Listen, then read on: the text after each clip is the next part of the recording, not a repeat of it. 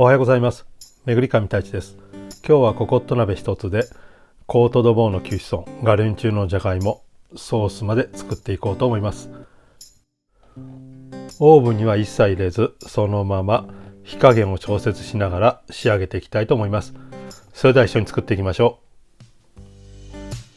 う。それではまずコートドボーの方を処理していきます。まずモンショネという作業です。骨を出す作業をしていきます。このように骨の先の方一周筋肉を切って、その後骨の真ん中に筋を入れて薄皮をきれいに剥いで肉を取り除いていきます。このコートドボーのサイズだとだいたい2人前ぐらいありますので、これをそのままお客さんに出すのではなく、目の前で切り分けて提供するとかっこいいと思います。その時にやはりこのモンショネという作業をしておくと非常に綺麗に見えていいと思います。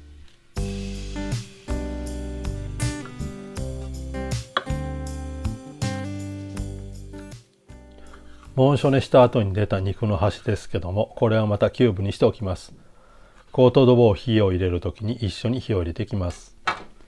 続いてフィッセル、糸で縛っていきます。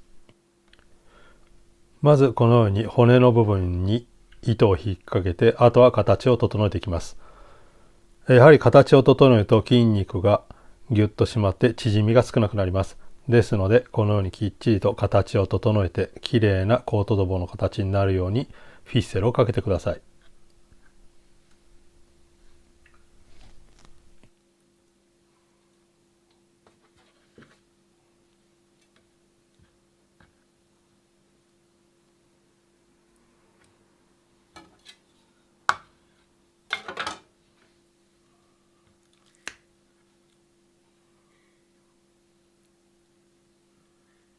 最後フィッセルを結ぶときはこのように1回2回糸をくぐらさせてから縛るとずれにくいので、このように縛ります。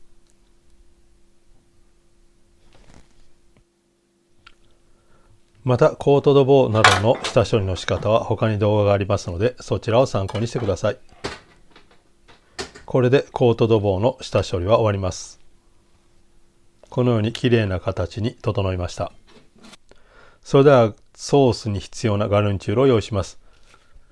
今回はオニオンとニンニクだけを使います。このエプルシェしてきれいに皮を剥いたニンニクと玉ねぎをエマンスにしていきます。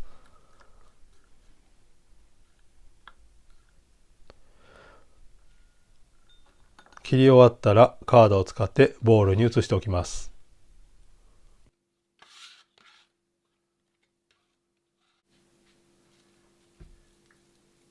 続いて最後仕上げに使うイタリアンパセリをコンカッセにしていきます。よく洗って水気を切った後、葉っぱだけにしてこのようによく切れる包丁を使ってコンカッセにしていきます。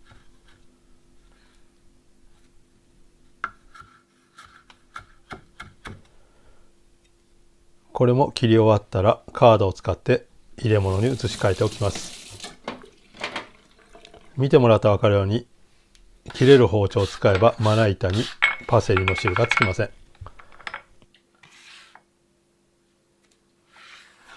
今回ガルニチュールはノルマンディーの方にあるヌフムーチエの小さいじゃがいもを用意しました。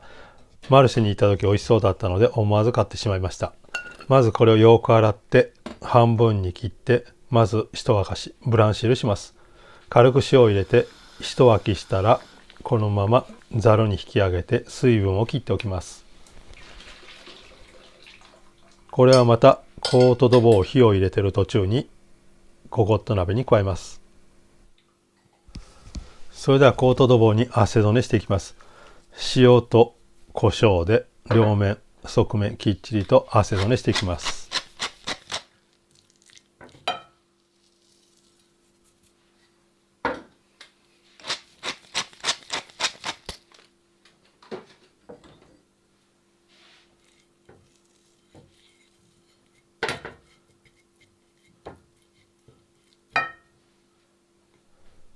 全面きっちりと汗染めできたので火を入れていきます。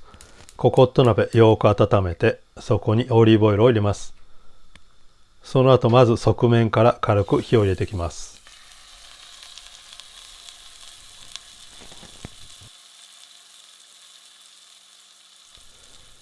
ココット鍋を使う利点ですけども、まず一つ目の利点は鍋が分厚いということです。分厚いというと、一回温めると肉などを置いても温度が下がりにくいです。ですのでココット鍋を使います。二つ目の利点は、鍋状になっているということですね。フライパンと違って高さがあるので、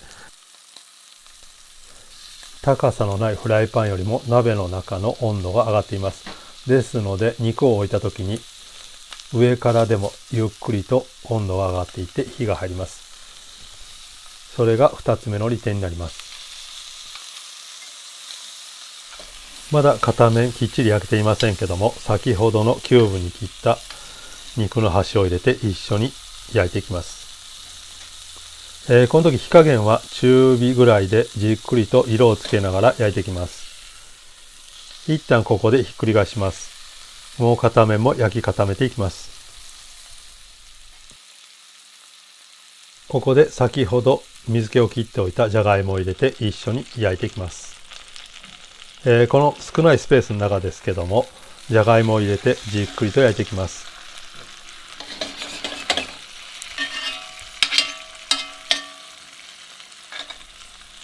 コートドボーの下、じゃがいもに油が行き渡るように、もし足りないのであればオリーブオイルを多少加えてもらっても構わないです。このようにじゃがいもをこまめに動かしながらきっちりと焼き入れて、きっちりとじゃがいもに火を入れていきます。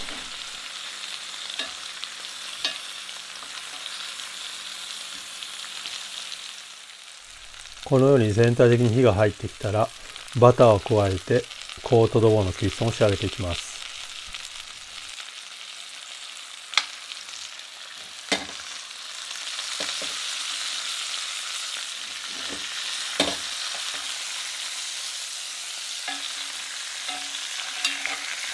もちろんこの段階ではじゃがいもには完全に火が入っていません。この後このままこのココット鍋を使ってソースを仕上げていきますので、ここで完全に火が入ってしまうとじゃがいもが崩れてしまいます。ですのでまだこの状態アルデンテぐらいの感じでコートドボーの方のキュイソンを仕上げていきます。ココット鍋を傾けながらキュイソンをアロゼしていきます。一番分厚い部分にかけてコートドボーのキュイソンを仕上げていきます。一番骨に近い部分ですね。そこが一番火が入りにくいです。ですのでそこを重点的にアロゼ、油をかけてキュイソンを進めていきます。ここでコートドボーのキュイソンを確認します。このように金串を使って肉に刺します。だいたいこの骨のあたり、この中心の部分ですねが一番火が入りにくいので、そこに金串を刺して温度を確かめます。もちろん温度計があるのであれば温度計を使ってください。だいたいコートドボー52、3度ぐらいで揚げれば、このままゆっくり休ませている間に火が入ってきます。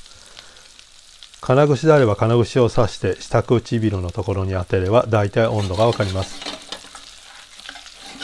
休ませている間にじゃがいものガルニチュールの仕上げプラス10を作っていきたいと思います。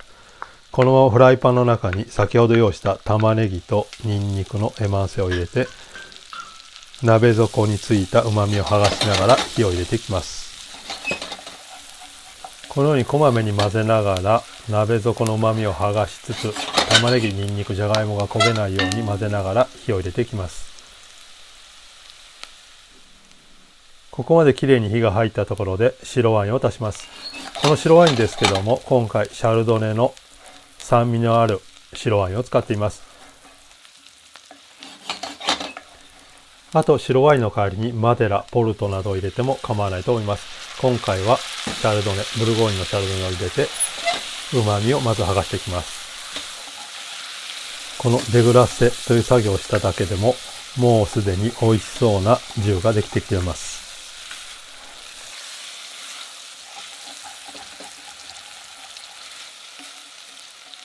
鍋底の旨味がきれいに剥がれてアルコール分が飛んだところで、ここでフォンドボーを加えます。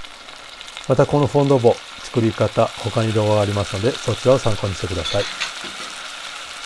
もちろんこれ大量に作って冷凍保存しているものを使っています。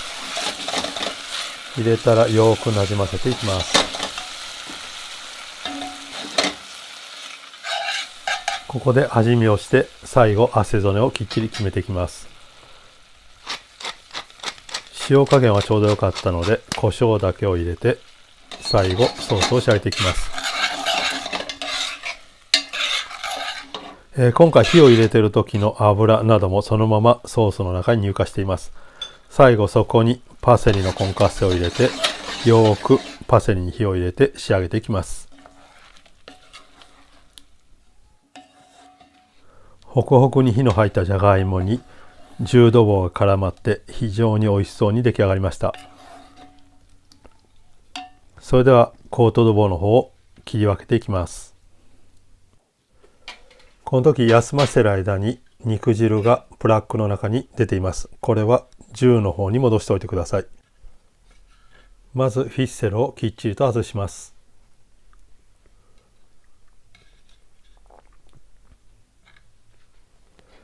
やはりこのように紋骨、きっちり骨を出しておくときれいに見えます。まずこの骨の部分で切り落とします。その後スライスしていきます。キウイソンですけどもこのように完璧に仕上がっています。基本的に白い肉の子節ですね、棒などはこのようにロゼで仕上げるのが一番ベストです。あとはこのように切り分けて、あと油がついている部分ですね、かぶりの部分も一緒に切り分けていきます。でこの端の部分、一応味見します。私的にはこの油が噛んでいる部分一番美味しいと思います。それではドレッセしていきたいと思います。温めたお皿に先ほどのじゃがいもを置いていきます。その後切り分けたコートドボを置いて最後10をかけて完成になります。10をかけるときは肉のキウイソンが見えるようにかけてください。